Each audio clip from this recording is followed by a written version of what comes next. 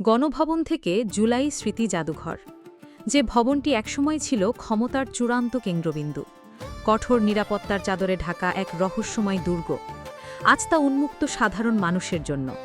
ক্ষমতার অহংকার গুড়িয়ে দিয়ে ছাত্র জনতার রক্তস্নাত অভ্যুত্থানের মধ্য দিয়ে যে ইতিহাস রচিত হয়েছিল, তারই স্থায়ী দলিল হিসেবে রূপান্তরিত হয়েছে ঢাকার শেরে বাংলা নগরের ঐতিহাসিক গণভবন।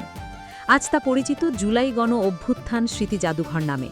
কিভাবে একটি স্বৈরাচারের রানওয়ে হলো পতন, আর কেনই বা এই ভবনটি আজ বাংলাদেশের ইতিহাসের এক অনন্য বেদনাবিধুর ও গৌরবময় শ্রীমক? চলুন আজ ভেতরে প্রবেশ করে দেখা যাক এই জুলাই জাদুঘরের আদ্যপান্ত। ২০২৪ সালের ৫ই অগাস্ট ছাত্র জনতার অবিস্মরণীয় অভ্যুত্থানের মুখে পদত্যাগ করে দেশ ছাড়েন তৎকালীন প্রধানমন্ত্রী শেখ হাসিনা। সেদিন লাখো জনতা ক্ষোভ আর উল্লাসে প্রবেশ করেছিল তৎকালীন প্রধানমন্ত্রীর সরকারি বাসভবন গণভবনে।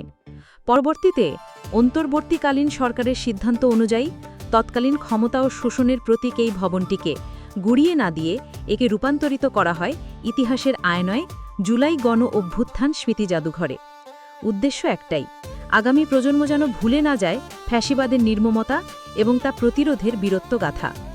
জাদুঘরের মূল ফটক পেরোতেই দর্শনার্থীদের স্বাগত জানায় জুলাই আন্দোলনের শহীদদের স্মরণে নির্মিত প্রতীকী কবর ও বিভিন্ন ভাস্কর্য।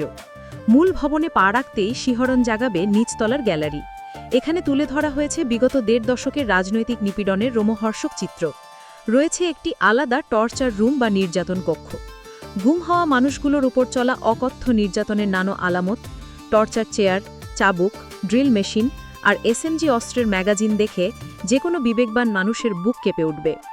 পাশে থাকা গুম কক্ষে রাখা হয়েছে গুম হওয়া ব্যক্তিদের রেখে যাওয়ার শেষ স্মৃতিচিহ্ন, তাদের পরনের রক্তমাখা পোশাক, জুতা, মোবাইল ফোন আর বন্দী দশায় দেয়ালে লিখে যাওয়া আর্তনাদের কিছু কথমালা।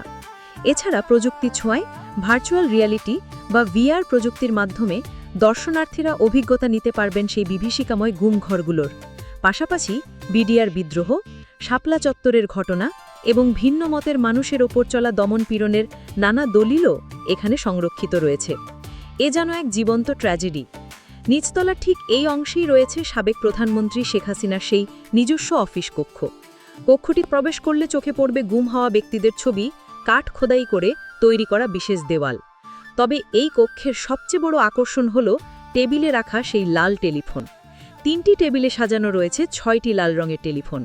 দর্শনার্থীরা চাইলেই নির্দিষ্ট নম্বরে প্রেস করে শুনতে পারেন ক্ষমতা ও কর্তৃত্বের অপব্যবহারের সেই চাঞ্চল্যকর অডিও কথোপকথন। একটি নম্বরে চাপলেই বেজে ওঠে সাবেক মেয়র বা মন্ত্রীদের সাথে নানা নির্দেশ ও ষড়যন্ত্রের অডিও রেক। এবার চলুন দোতলায়। সাবেক প্রধানমন্ত্রীর আবাসিক এই ফ্লোরটি পুরোপুরি উৎসর্গ করা হয়েছে জুলাইয়ের ৩৬ দিনের ঐতিহাসিক লড়াইয়ের স্মরণে। সিঁড়ি দিয়ে উপরে উঠতেই চারপাশের দেয়ালে সাঁটানো জুলাই অভ্যুত্থানের একটি দিনের প্রামাণিক আলোকচিত্র। এখানে দেখতে পাবেন আন্দোলনে পুলিশের নির্বিচার গুলিবর্ষণের ভিডিও, রাজপথে সাধারণ ছাত্র জনতার বুক পেতে দেওয়ার দৃশ্য এবং প্রবাসীদের প্রতিবাদের তথ্যচিত্র। শহীদদের ব্যবহৃত জুতো, চশমা, বই কিংবা রক্তে ভেজা জামাকাপড়গুলো যেন আজও কথা বলে। এই ফ্লোরেই অত্যন্ত যত্নে সংরক্ষণ করা হয়েছে কিশোর শহীদ নাফিসকে হাসপাতালে নেওয়ার সেই ঐতিহাসিক রিকশাটি। প্রতিটি কোনায় কান পাতলে যেন শোনা যায় আবু সাইদ, মুগ্ধ কিংবা হাজারো শহীদের সেই স্লোগান, চলছে লড়াই চলবে। আন্দোলন ও সংগ্রামের স্মৃতির পাশাপাশি জাদুঘরে রাখা হয়েছে পুরনো সেই লাইব্রেরিটি, যেখানে গবেষণা ও পড়াশোনার জন্য রাখা হয়েছে জুলাই আন্দোলন ভিত্তিক নানা বই। এছাড়া প্রামাণ্যচিত্র প্রদর্শনের জন্য রয়েছে আধুনিক অডিটোরিয়াম। সাধারণ দর্শনার্থীরা অনলাইন প্ল্যাটফর্মের মাধ্যমে নির্দিষ্ট স্লট বুকিং ও টিকিটের বিনিময়ে এই জাদুঘর পরিদর্শন করতে পারেন। এই ঐতিহাসিক নিদর্শনগুলোর সুরক্ষা নিশ্চিত করতে প্রণয়ন করা হয়েছে কঠোর আইন। জাদুঘরের কোনো ক্ষতি বা নিদর্শন নষ্ট করলে রয়েছে কঠোর আইনি শাস্তির বিধান। গণভবন আজ আর কোনো একক নেতার বাসভবন নয়, এটি এখন প্রায় ২০ কোটি মানুষের গণতান্ত্রিক সংগ্রামের পবিত্র দলিল, জুলাই যোদ্ধাদের আত্মত্যাগের অমর মহাকাব্য। স্বৈরাচার ও ফ্যাসিবাদের পতন ঘটিয়ে সাধারণ মানুষ কিভাবে একটি নতুন বাংলাদেশের ভিত্তি গড়েছিল, তার সব উত্তর মিলবে এই জুলাই গণ অভ্যুত্থান স্মৃতি জাদুঘরে।